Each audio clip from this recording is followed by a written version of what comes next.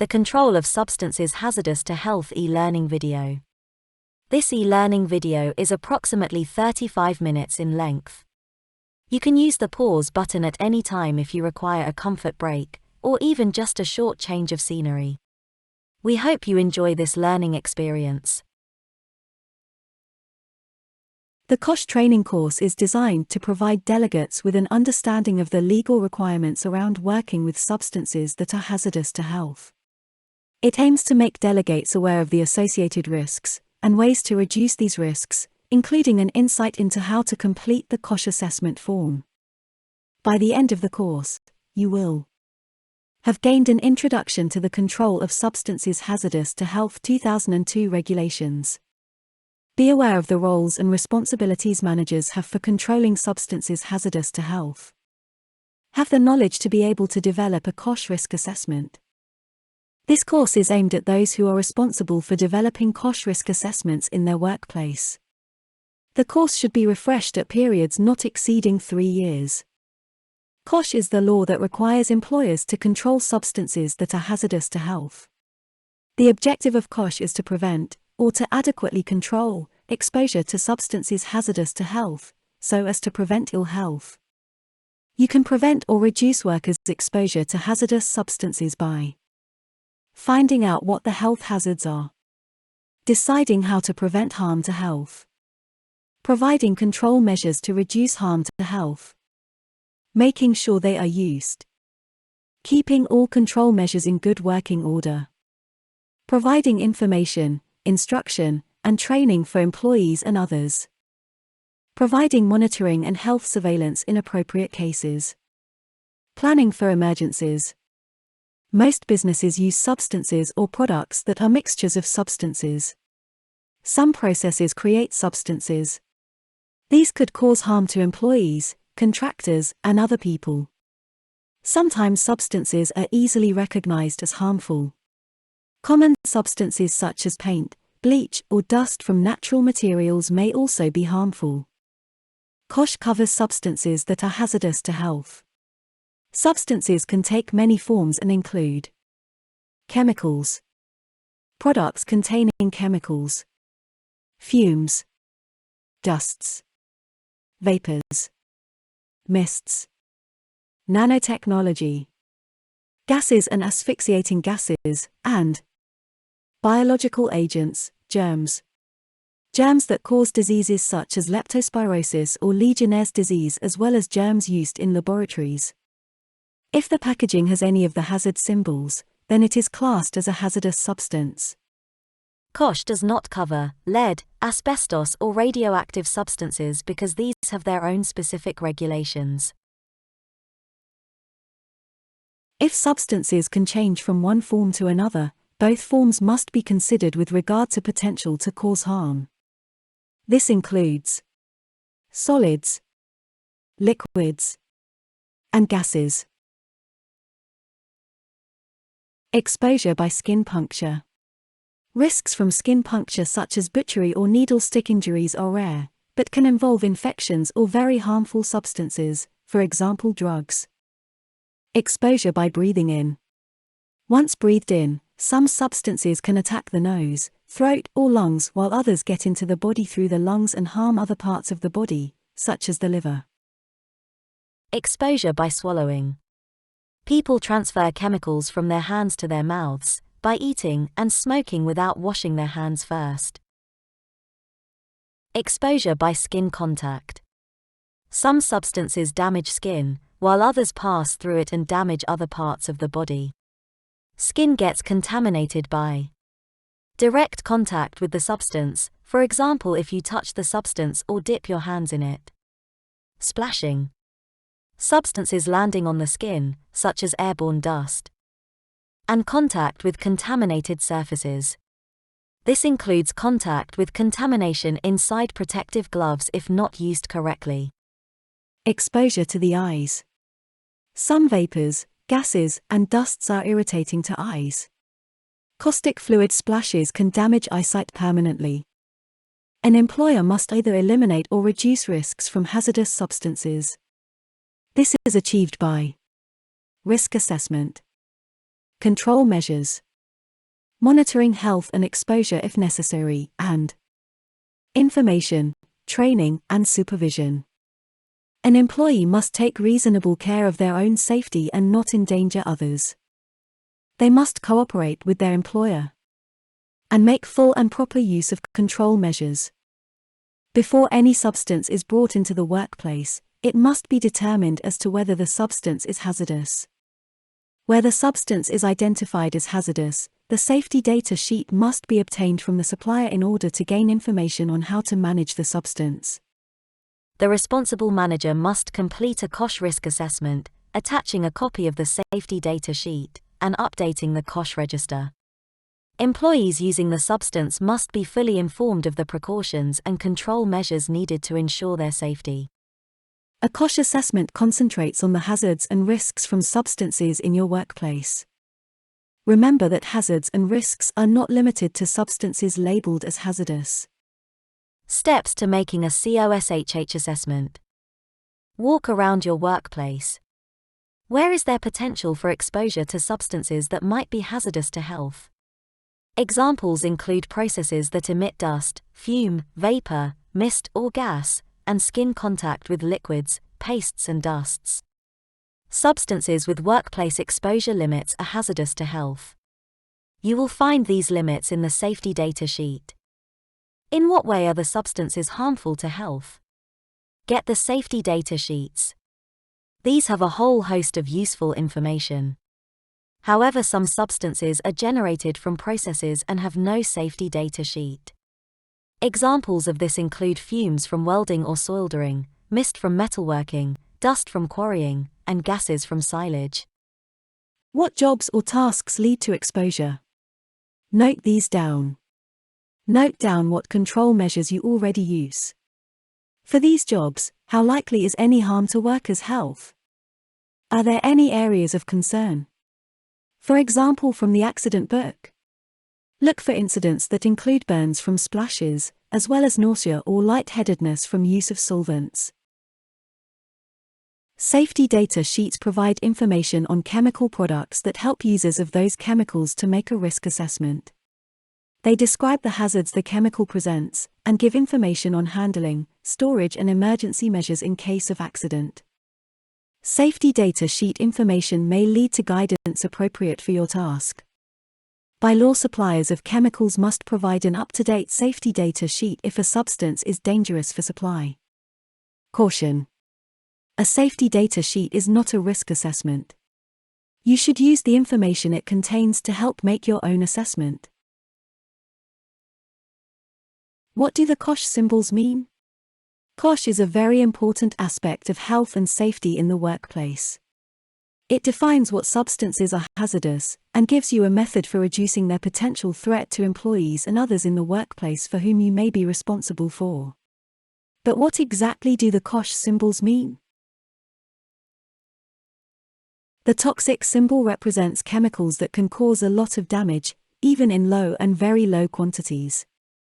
The symbol is of a skull and crossbones. Toxic substances can cause fatalities when swallowed, inhaled, and put in contact with skin. The corrosive symbol is used to warn against chemicals that may damage living tissue on contact. The image shows a chemical spill causing the corrosion of a hand. These substances may cause severe skin and eye damage and can be found in ammonia, acetic acid, hydrochloric acid, and drain cleaners. This symbol represents situations where gas is under pressure, and is normally found on gas containers. Examples include gas contained under pressure, which may explode when heated, and refrigerated gases, which may lead to cryogenic injuries. Oxidizing covers chemicals that in their preparation can lead to a dangerous reaction with other chemicals. The symbol for this COSHH hazard is a flame over a circle. These chemicals can potentially cause a fire or an explosion and also act as an oxidizer, increasing the intensity of a fire. This symbol is usually found on bleach. Explosives are defined as chemicals, substances, and any workplace occurrence that may cause an explosion. The symbol represents an exploding bomb. The health hazard symbol is an indication of substances that may cause damage to health. The symbol is also used as an indication to take caution. Substances with this symbol typically can cause respiratory or skin irritation, can lead to dizziness or drowsiness, can cause allergic reactions, can be harmful if swallowed, and can cause damage when inhaled.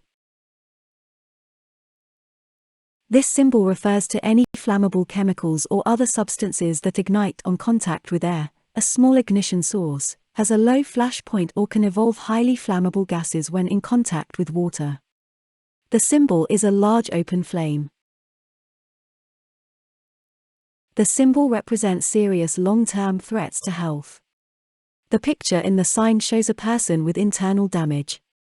Typically, these types of substances can result in death if swallowed or inhaled, cause damage to organs, can damage fertility or affect pregnancies, is suspected of causing cancer and genetic defects, and can lead to asthma or breathing difficulties if inhaled. This COSHH symbol represents the risk of substances that may cause serious damage, either immediate or long-term, to the environment. The symbol shows a dead tree alongside a dead fish. Risks should be reduced to the lowest reasonably practicable level by taking preventative measures, in order of priority, with the most effective, most preferred methods at the top and the least effective, least preferred methods at the bottom. The COSHH regulations require you to prevent exposure to substances hazardous to health, if it is reasonably practicable to do so, by applying the following hierarchy of control: eliminate, substitution, engineering controls, administrative controls, and personal protective equipment. Let us now look at each of these in a little more detail. The most effective way to manage risk is through elimination. If you can change the process, or activity, so that the hazardous substance is not needed or generated, then you have successfully eliminated the risk. You can prevent exposure to a hazardous substance by substituting it with another substance which presents less, or no risk, using another process which doesn't create a hazardous form of that substance. For example, substituting a powder for a liquid, removing the need to weigh out powders by buying it pre-packed. There are 7 steps to practical, well-thought-out decisions about substitution. Decide whether the substance or process is a hazard. Is there a significant risk involved in storing, using, or disposing of a substance? Identify the alternatives. Think about what could happen if you use the alternatives. Compare the alternatives with each other, and with the substance or process you are using at the moment. Decide whether to substitute. Introduce the substitute. Assess how it is working. You can speak to trade associations, others carrying out similar work, customers, and suppliers for information if you are considering substitution. If prevention is not reasonably practicable, you must adequately control exposure. Engineering controls are chosen over administrative and personal protective equipment for controlling exposure in the workplace because they are designed to remove the hazard at the source, before it comes in contact with the worker. Well-designed engineering controls can be highly effective in protecting workers, and will typically be independent of worker interactions, to provide this high level of protection. The initial cost of engineering controls can be higher than the cost of administrative controls or PPE, but over the longer term, operating costs are frequently lower, and in some instances, can provide a cost savings in other areas of the process. Using appropriate work processes, systems, and engineering controls, and providing suitable work equipment, materials, or equipment which totally encloses the process, and helps focus on creating a safe and healthy environment. Engineering controls range from small, on-gun solder fume collectors, dust hoods, fume cupboards, glove boxes, and spray booths, to large-scale industrial installations. Administrative controls are worker-based controls which may reduce the operator's exposure. The main solution here is job rotation, where an operator is trained on many different functions, and moves between them. Other solutions include training, supervision, and housekeeping. The risk with administrative controls is the reliance on the operator's behaviors. Depending upon the work you are doing, you may have to combine these measures with other controls. Think about correct labeling, correct substance storage, warning signs where appropriate, cleanliness and tidiness, hygiene measures such as adequate facilities for washing, changing and storage of clothing and PPE, and where appropriate, prohibiting employees from eating, drinking and smoking in contaminated areas which may result in the ingestion of hazardous substances. Correct waste disposal. You also need to make sure workers are doing the job in the right way and are using controls properly. Employers are responsible for providing, replacing and paying for personal protective equipment. PPE should be used when all other measures are inadequate to control exposure. It protects only the wearer, or being worn, and not others in the room. Provide personal protective equipment, but only as a last resort, and never as a replacement for other control measures which are required. If it fails, PPE offers no protection at all. Types of PPE include respirators, protective gloves, protective clothing, protective footwear and eye protection. When deciding about PPE, consider the following. Is it suitable for the conditions of the job? Does it offer the right level of protection? What sort of training or maintenance is required? How do I know when it needs replacing? It is important that employees know why they need PPE and are trained to use it correctly. Otherwise, it is unlikely to protect as required. Does it fit correctly? How does the wearer feel? Is it comfortable? Are all items of PPE compatible? Does PPE interfere with the job being done? Does PPE introduce another health risk such as overheating, entanglement with machinery? If PPE needs maintenance or cleaning, how is it done? Where respiratory protective equipment is required, managers must make sure that the RPE is suitable for the work. Disposable masks or half masks can become uncomfortable to wear for long periods. Compatible with other items of protective equipment. Fits the user. Face fit testing is needed for tight-fitting masks. Anyone using tight-fitting masks also needs to be clean-shaven. Face fit testing should be repeated if the wearer loses or gains weight, undergoes any substantial dental work, develops any facial changes, scars, moles, etc.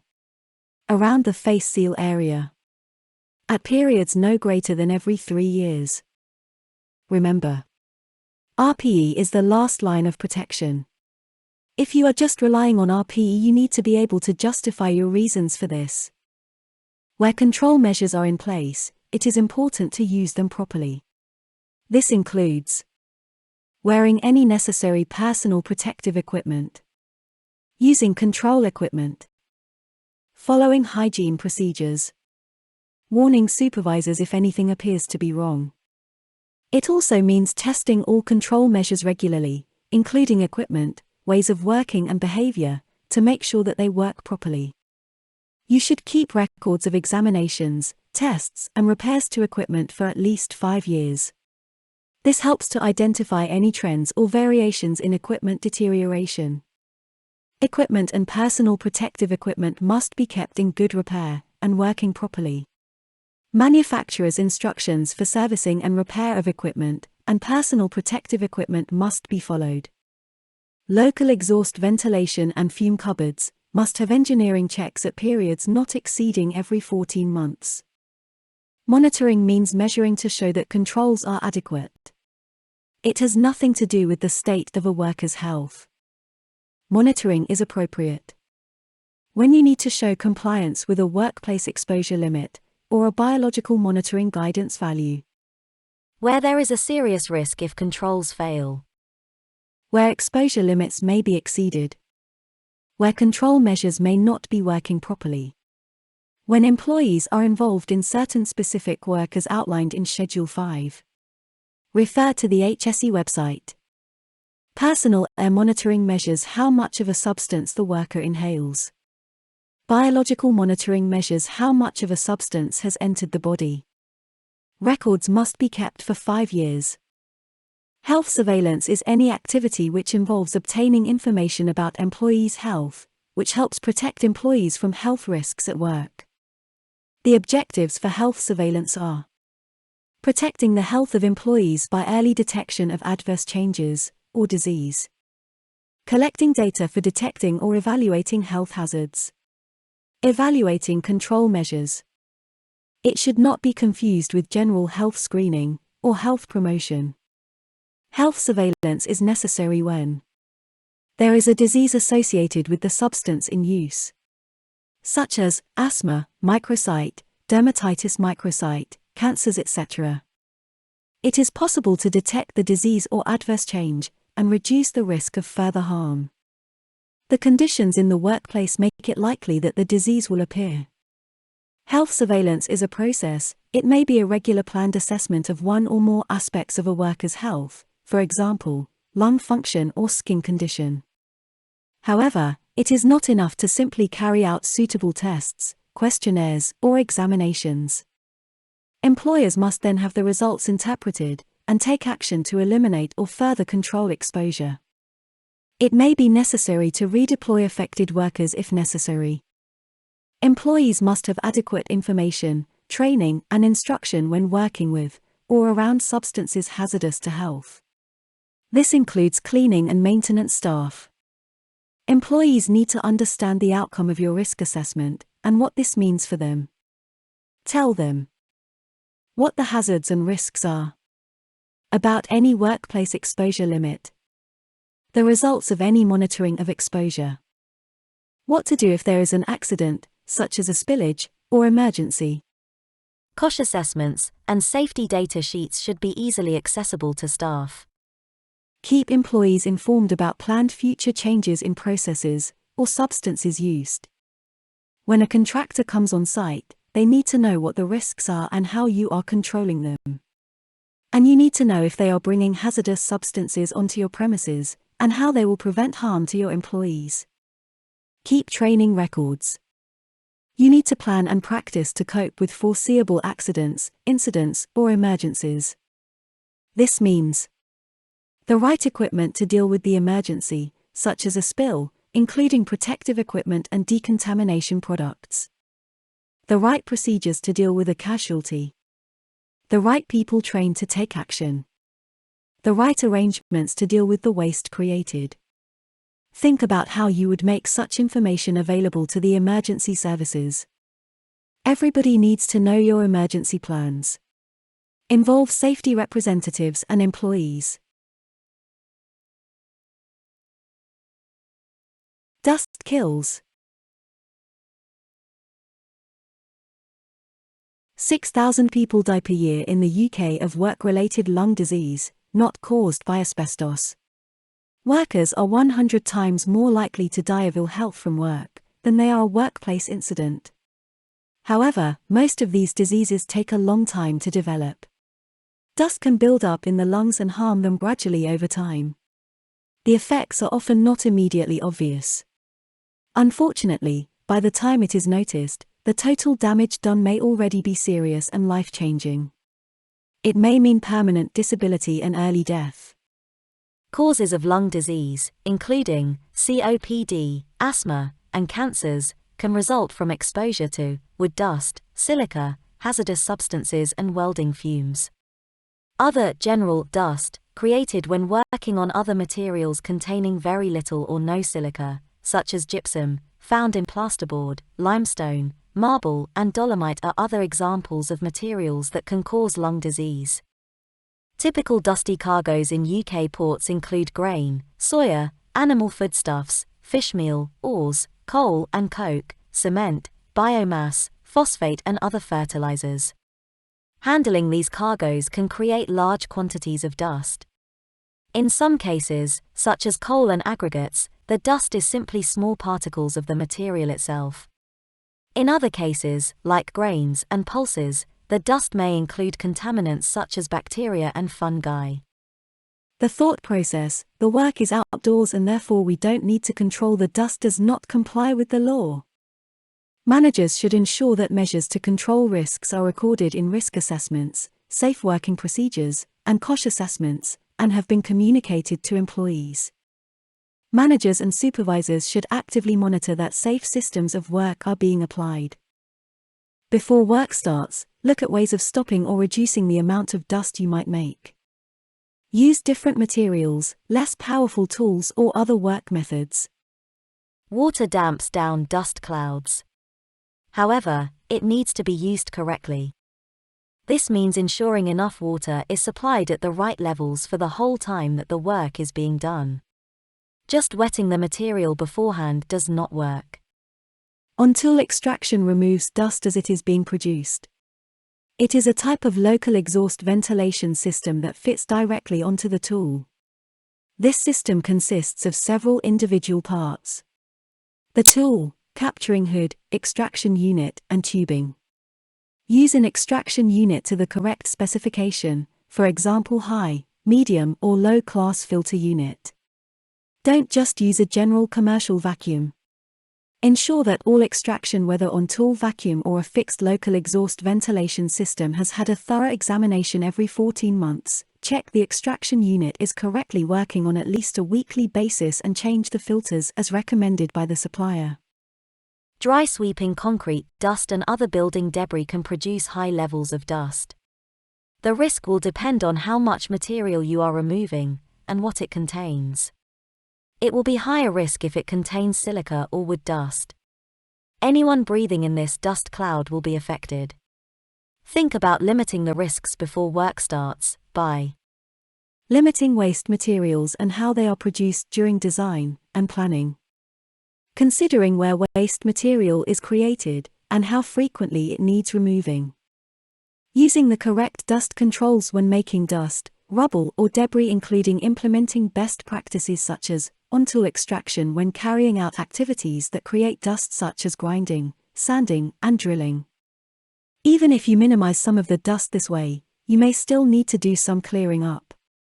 Control the risk by hand tools, damp down and use a brush, shovel, and bucket for minor, small amounts. For regular removal and site cleaning, use a water spray for damping down and a rake, shovel, bucket, and wheelbarrow to remove larger pieces. On-tool extraction. For finer material, use vacuum attachments fitted to an H or M class extraction unit. Using respiratory protective equipment.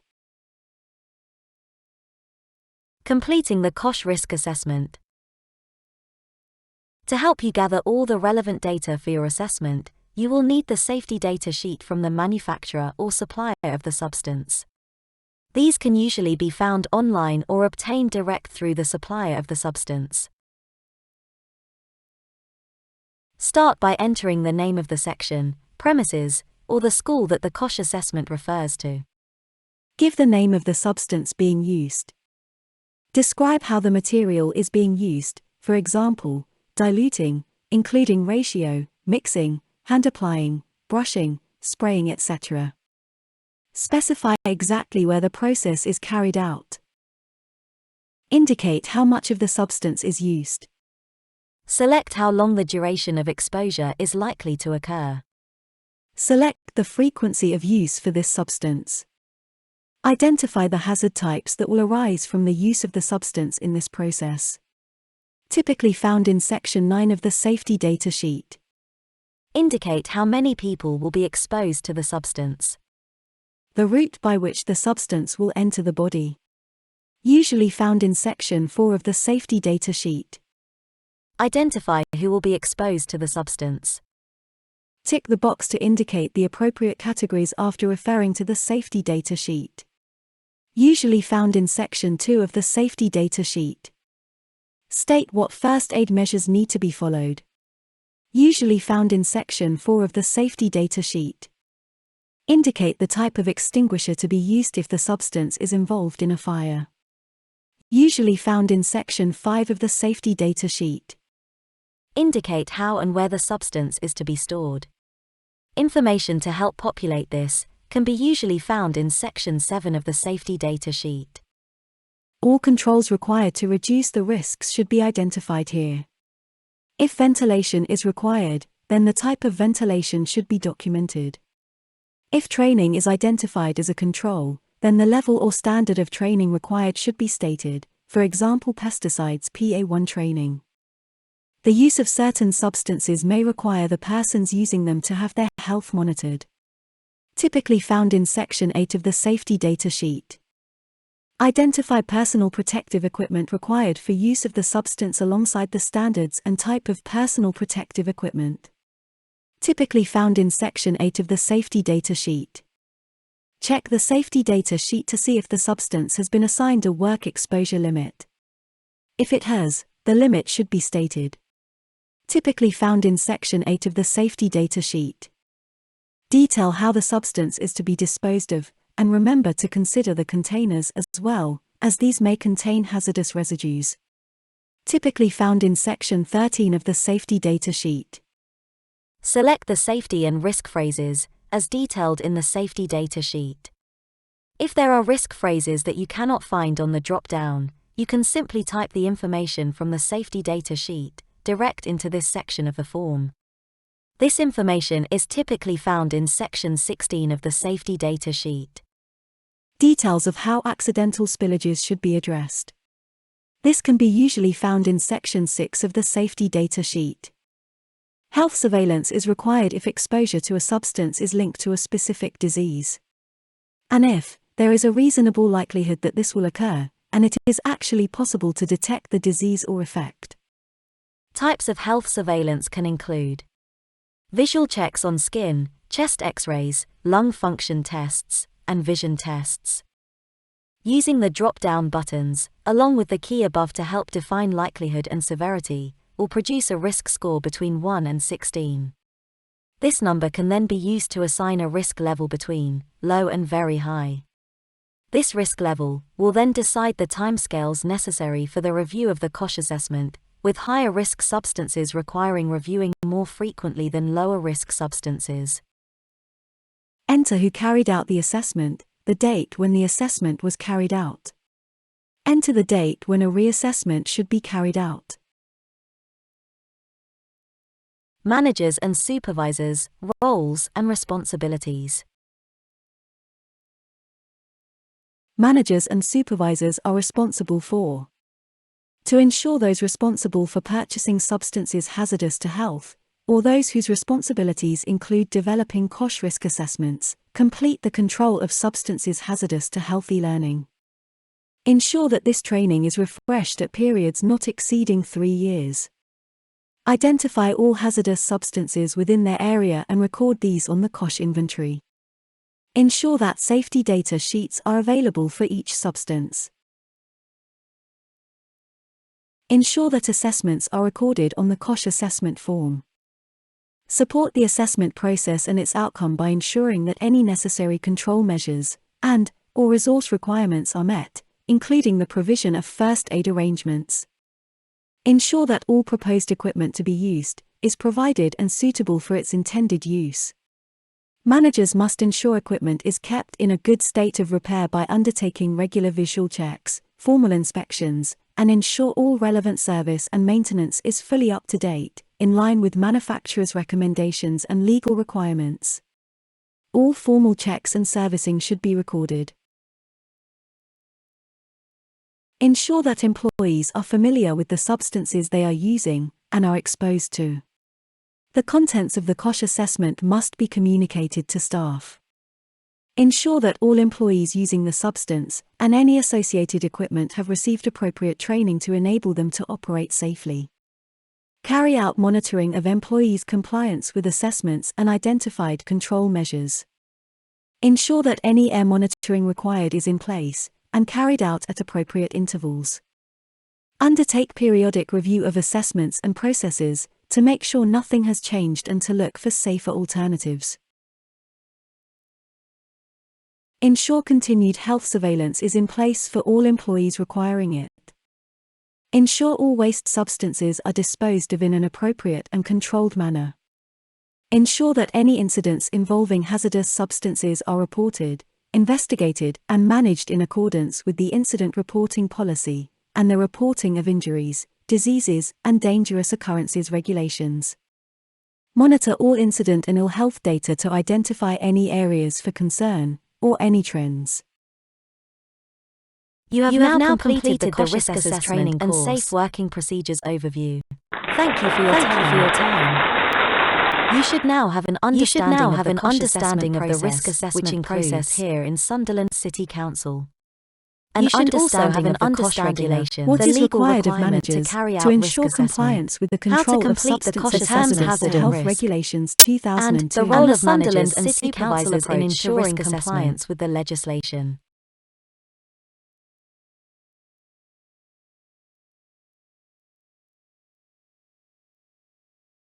Useful documentation COSHH Risk available for Assessment download template. include COSHH Inventory and the HSE Construction Dust Information Sheet. This has been made available to help you identify suitable and sufficient control measures for dust-generating procedures, particularly for construction activities. You will now need to complete the knowledge checker to complete the training.